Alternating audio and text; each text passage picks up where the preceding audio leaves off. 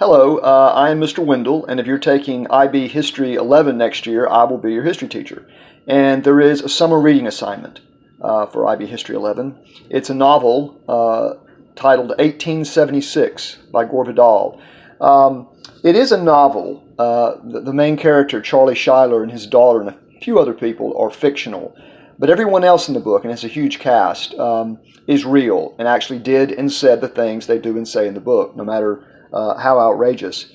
1876, there's certain years like 1876 or 1848 or 1968 or 1927 where everything seems to happen at once. 1876 was one such year. And one thing that happened was it was the centennial year of the founding of America. Curiously, part of a marketing ploy, I think, Gore Vidal, who is probably the best historical fiction author ever, he published this book in 1976, which was the bicentennial year, which also was a huge deal. I was in 8th grade. So I'm going to give you a reading check quiz in August when you return to school. The only other thing, though, you need to do with the book, other than read it, is to annotate it. And particularly, you do not have to have an annotation system as elaborate as mine. Although it's really good, isn't it? You want to look for 9 themes, which are the major themes of the Gilded Age, which we'll talk about the entire first semester. Those themes are urbanization, industrialization, political corruption, political reform, immigration, social Darwinism. You might want to look that up, but it's the application of Darwinian thought to society, to people.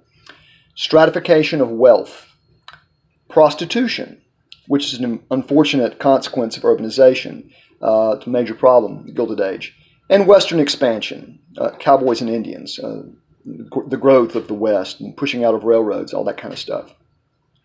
So you don't have to do it this elaborately as I've done it, but I'll show you here one. In this book, Charlie and his prospective this is immigration. His prospective son-in-law are talking about racism against Chinese Americans. And I love the last line, my favorite quote in the book. "I've always found it strange that a nation whose prosperity is based entirely upon cheap immigrant labor should be so unrelentingly xenophobic." I envy you reading this book the first time. It's a really good book. It's funny in a lot of places, and you'll learn a lot of history. And if you, again, don't need a system this elaborate. Just annotate based on these themes.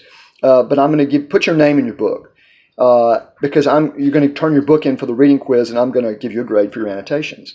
I may give bonus points if they're really elaborate and good. So I look forward to meeting you in August.